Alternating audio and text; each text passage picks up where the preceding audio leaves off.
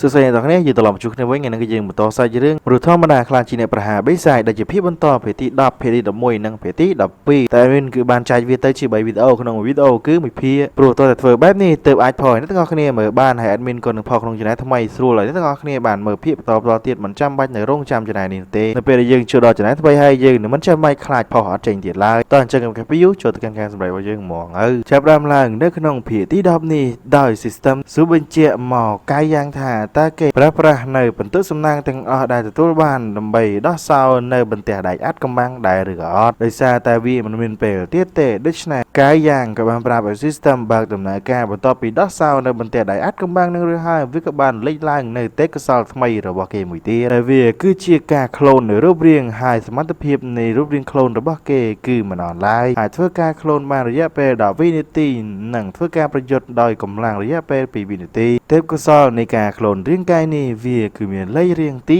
65មិនចាំយូរទៀតកាយយ៉ាងក៏បានបញ្ជារូបរាងក្លូនរបស់គេឲ្យចូលទៅចាត់ការវិស័យសត្វចម្លែកនោះភ្លាមតែម្ដងអញ្ចឹងរូបរាងក្លូនវាក៏បានសម្រុកចូលមកចាប់យកនៅដាវលើរូបកាយរបស់វិស័យសត្វចម្លែករួចក៏ទាញយកខ្សែភ្លើងឆក់មកតបភ្ជាប់ជាមួយនឹងដងនៃដាវនិងឆក់ទៅលើរូបរាងនៃវិស័យសត្វចម្លែកនោះយ៉ាងខ្លាំងក្លាធ្វើវាឡើងសង្ងល់ហើយរូបរាងក្លូនរបស់កាយយ៉ាងវាក៏បានរលត់បាត់ទៅវិញដោយសារតែវាប្រើប្រាស់មិនបានយូរនោះឡើយចំពោះឈិញលិចវិញនាងក៏បានស្រែកប្រាប់ឲ្យកាយយ៉ាងចាត់ការទៅព្រោះវាដល់ពេលដែលត្រូវប្រហែលនៅជីវិតបិសាចសត្វចម្លែកនឹងដែរកាយយ៉ាងក៏បានសម្រុកចូលដកយកដាវពីខ្លួនរបស់បិសាចសត្វចម្លែកនិងប្រើវាកាប់សម្លាប់ទៅលើបិសាចសត្វចម្លែកឲ្យវាតែខ្វាន់តោនៅនឹងកន្លែងបន្ទាប់ពីសភាពការរៀងស្ងប់ស្ងាត់បន្តិចអស់ហើយចាក់ខានជីនគេក៏ព្យាយាមព្យាបាលនៅរបស់អ្នកគ្រប់គ្នាដែលរងរបួសនឹងកាយយ៉ាងគេក៏សរសើរពីទេពកោសល្យនៃការព្យាបាលរបស់ផាន់ជីនផងដែរបើចំពោះអាអូនផាន់ជីននេះវិញគេក៏សប្បាយចិត្តយ៉ាងខ្លាំងក្លាផងដែរគេក៏បាននិយាយទៀតថាលបងកាយយ៉ាងចាប់ពីពេលនេះតទៅលបងគឺជាលបងប្រុសល្អរបស់ខ្ញុំចំណែកបងស្រីឈិញលីងវិញក៏ជាបងស្រីល្អរបស់ខ្ញុ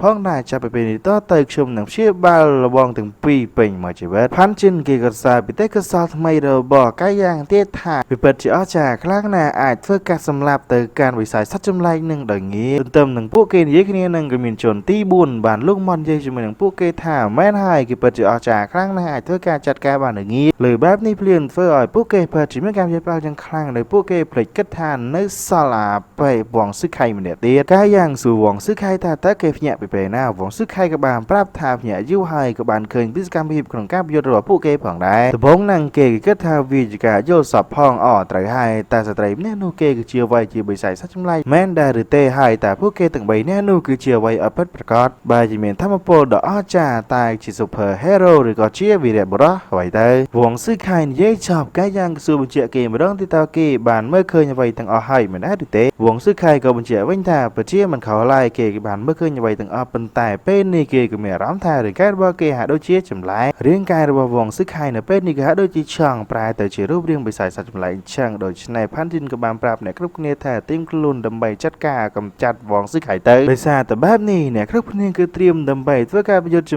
មួយនឹងវងស៊ឹកខៃភ្លាមតែម្ដងតែចំពោះកាយ៉ាងវិញគេក៏បានរកនឹកវិធីដោយធ្វើការកុហកវងស៊ឹកខៃនឹងថាពួកគេទាំងអស់គ្នាគឺសឹងតែជាមនុស្សថ្មីហើយពួកគេធ្វើការប្រយុទ្ធទប់ទល់តែជាមួយនឹងពួកបិសាចសត្វចម្លែកតែប៉ុណ្ណោះផ្ទុយទៅវិញចំពោះវងស៊ឹកខៃផ្ទាល់នេះគេគឺជាមនុស្សពិសេសវងស៊ឹកខៃគេគឺជាអ្នកចម្បាំងមួយក្នុងចំណោមអ្នកចម្បាំង1លាននាក់ហើយក៏ជាបត្រានៃវាសនាដែលមិនទាន់ដាស់ភ្ញាក់នៅសមត្ថភាពពិតឬសម្ដីរបស់កាយ៉ាងចឹងវងស៊ឹកខៃភ្ញាក់ផ្អើលតែម្ដងសួរបញ្ជាក់ថាតើវាពិតដែរឬអត់ចឹងកាយ៉ាងក៏ព្យាយាមបញ្ជាក់ទៀតថាវងស៊ឹកខៃតើឯងគិតថាខ្ញុំនឹងឈីលេងមកទីនេះដើម្បីតែបើកបន្ទប់តែពីរនាក់មែនដែរឬទេហើយដោយដែលឯងបានឃើញចឹងតែពួកយើងធ្វើការប្រយុទ្ធគ្នាស្លាប់រស់ជាមួយនឹងបិសាចសត្វចម្លែកឬការបោះស្រាយរបស់កាយ៉ាងទៅប៉ុណ្ណេះធ្វើឲ្យវងស៊ឹកខៃឈឺក្បាលតែម្ដងបែរមុខចេញប្រាប់កាយ៉ាងថាព័ត៌មានចូលក្នុងគូក្បាលរបស់គេព្រាមពេកចឹងគេមិនតាន់គិតនៅទេសុំគិតមើលបន្តិចសិនឈិញលីងវិញក៏សួរកាយ៉ាងថាតើគេជាមនុស្សឈួតមែនដែរឬទេចេះប្រឌិតរឿងចឹងកើតមានតែមនុស្សល្ងងទេដែលជឿផាន់ជុនក៏យល់ស្របទៅនឹងសម្ដីរបស់ឈិញលីងដូចគ្នាកាយ៉ាងប្រាប់អ្នកទាំងពីរវិញថាមិនថាជោគជ័យឬក៏អត់នោះទេគឺត្រូវតែសាកល្បងងាកមកខាងវងស៊ឹកខៃវិញកាត់មកសន្ទុះឬហើយក៏បានបែរមកនិយាយជាមួយនឹងកាយ៉ាងថាអីយ៉ាអាប់អូនណាយើងក៏អរគុណឯងខ្លាំងណាស់ឯងគឺបានធ្វើអ្វីគ្រប់យ៉ាងដើម្បីតែខ្ញុំហើយលះបាំងនៅរឿងរ៉ាវអាក្រក់ដើម្បីកុំឲ្យខ្ញុំជួបប្រទះថែមទៀតឯងគឺជាបងប្អូនល្អរបស់ខ្ញុំពិតមែនខ្ញុំគ្រូនៅក្នុងពិភពលោកមួយនេះតែងតែមកចូលចិត្តអ្នកណាទាំងអស់លើកឡើងតែឯងប៉ុណ្ណោះនេះវ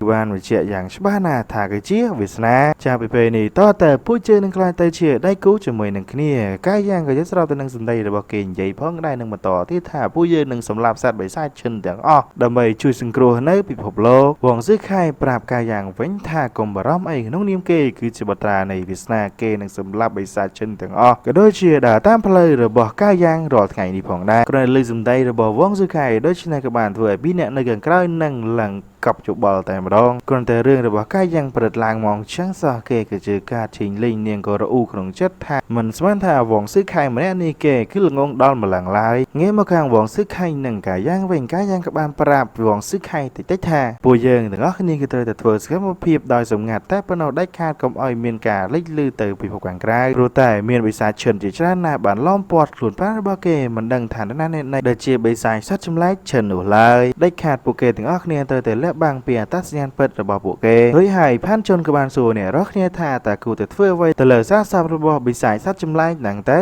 តែស្អីរឿងក៏បានកាត់មកដល់ពេលបន្ទាប់ទៅហើយជាមួយនឹងប៉ូលីសហងបានធ្វើដំណើរមកដល់ជីងលីងក៏បានប្រាប់ប៉ូលីសហងថាបេសកកម្មគឺបានបរាជ័យហើយតែប៉ូលីសហងក៏តបវិញថាមិនអីនោះទេរួចផានជុនក៏បាននិយាយជម្រាបសួរសួស្ដីទៅកាន់ប៉ូលីសហងអីចឹងទៅក៏ថែមទាំងបានប្រាប់អំពីទេពកោសល្យរបស់គេដូចគ្នាវងស៊ូខៃគេក៏បាននិយាយមន្ត្រីនឹងនិយាយសួស្ដីជម្រាបសួរទៅកាន់ប៉ូលីសហងផងដែរឃើញវងស៊ូខៃដូច្នេះប៉ូលីសហងក៏សួរមកកាន់កាយយ៉ាងថាតើវាមានសុវត្ថិភាពដែរឬក៏អត់កាយយ៉ាងក៏បានបញ្ជាក់ប្រាប់គាត់វិញថាមិនអីទេវាគឺមានសុវត្ថិភាពបន្តមកទៀតប៉ូលីសហងក៏បានបើកមើលសារស័ព្ទរបស់បិសាចសត្វចម្លែកនឹងបានប្រាប់គ្រប់គ្នាឲ្យដឹងថាវាគឺជាប្រភេទបិសាចសត្វចម្លែកឈិនដែលមានឥទ្ធិពលយ៉ាងខ្លាំងក្លាប្រសិនបើវាបានឈានដល់ការកំណត់នៃធម្មពលយ៉ាងខ្លាំងក្លារបស់វាវិញសារស័ព្ទដែលគាត់ត្រូវប្រមូលនោះគឺជាពួកគេហើយលើការបញ្ជាក់របស់ប៉ូលីសហងដូច្នេះធ្វើឲ្យកាយយ៉ាងពិតជាមានការភ្ញាក់ផ្អើលយ៉ាងខ្លាំងហើយសាច់រឿងវិញវាក៏បានបញ្ចប់ផងដែរហ្នឹងឯងអ្នកនរគ្នាសាច់រឿងនៃភាគទី10ក៏ទៅចប់ដល់ហ្នឹងហើយជាងក្រោយក៏មាននិយាយច្រើនដែរក្រៅពីអរគុណអ្នកនរគ្នាសម្រាប់ការចុច Subscribe ហើយកុំភ្លេច comment ច្រើនអ្នកមួយផងក៏កុំភ្លេចទៅចូល Subscribe នៅក្នុង Channel ថ្មីរបស់ Admin ហើយទៅពូភាតអាចនឹងផងថ្ងៃនឹងឬក៏ថ្ងៃស្អែកបន្ទាប់អញ្ចឹងអ្វីដែល Admin ចង់និយាយក៏ដូចជាមានតែប៉ុណ្ណឹងដែរបាយបាយជម្រាបលាជួបគ្នាជាមួយនឹងវីដេអូក្រោយក៏ដូចជាភាគបន្តទៀត